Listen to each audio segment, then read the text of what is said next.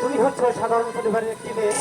আজ তোমার জন্য আমাকে যে অপমান সহ্য করতে হলো, আমি যদি জমিদার লাল মেয়ের ছেলে তো আমি হয়ে থাকি, এর বদলা একদিন আমি নেবই নেব। ছালনাই কুত্তার বাঘানা পড়ালেখায় পেরে ওঠে না, একটু লজ্জা করা উচিত। তার আবার দেখি বড় বড় গল্প, আমাকে নাকি দেখে নেবে। ঠিক আছে, তুমি আমাকে কিভাবে দেখে নেবে, আর আমি তোমাকে দেখে নেব। তোমার এই অপমানের বদলা যদি আমি সঠিক পর্যায়ে না নিতে পারি, তাহলে আমি বৃথায় কাজী বাড়ি নিয়ে বলাই।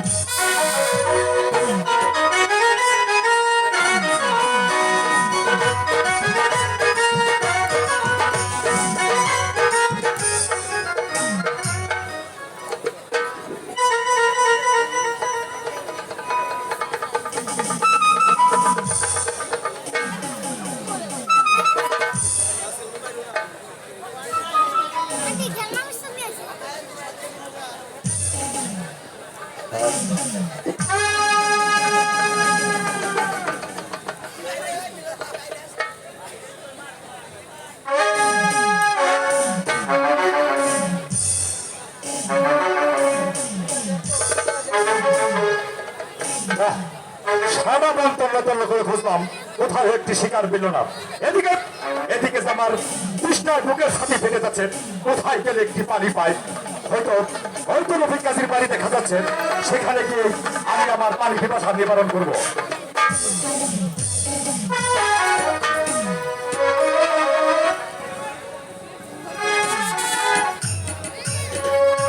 বন্ধা কতক্ষণ ভুলে চলে গেছি, খুলে ফিরে আসছে না কেন? হে মেহেরবান খোদা, হে তুমি আমার ছোট ভাই বোনদের দেখে রেখো খোদা, হে তুমি দেখে রেখো। আমি এসেছি দাদা। শোনো,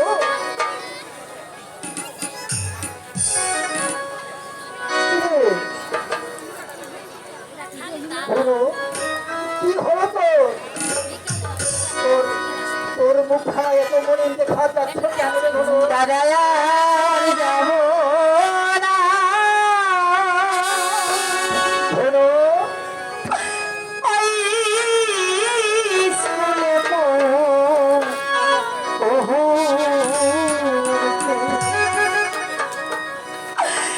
দাদা আর যাব না, ওই স্কুলে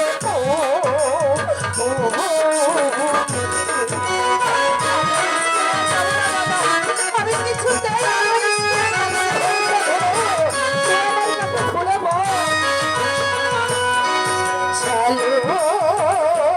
গ্রামের দাদা দাদা গালি দিছে রে দাদা আর যাব না, ওই স্কুলে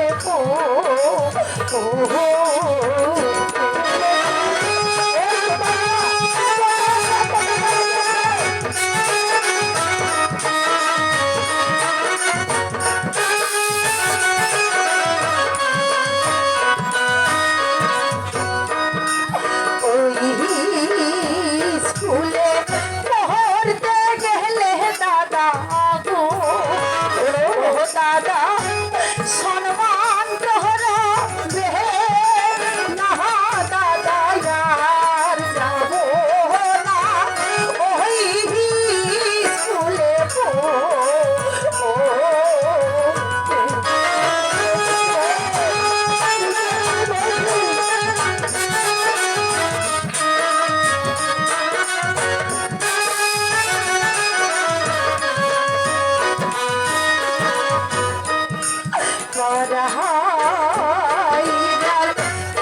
ইচ্ছা থাকলে দাদা গো দাদা মাস্টার ডাকবে মহা দাদা আহার যাব না, ওই স্কুলে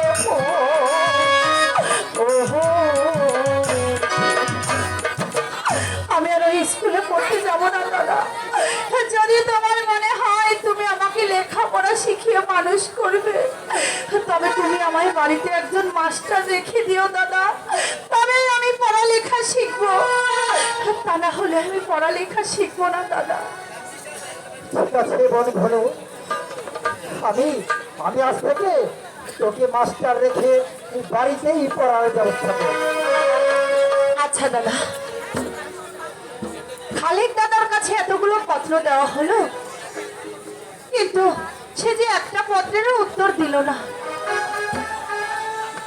তবে কি খালেক দাদা আর বাড়িতে আসবে না? আমিও আমিও তাই ভাবছি রে ঘন।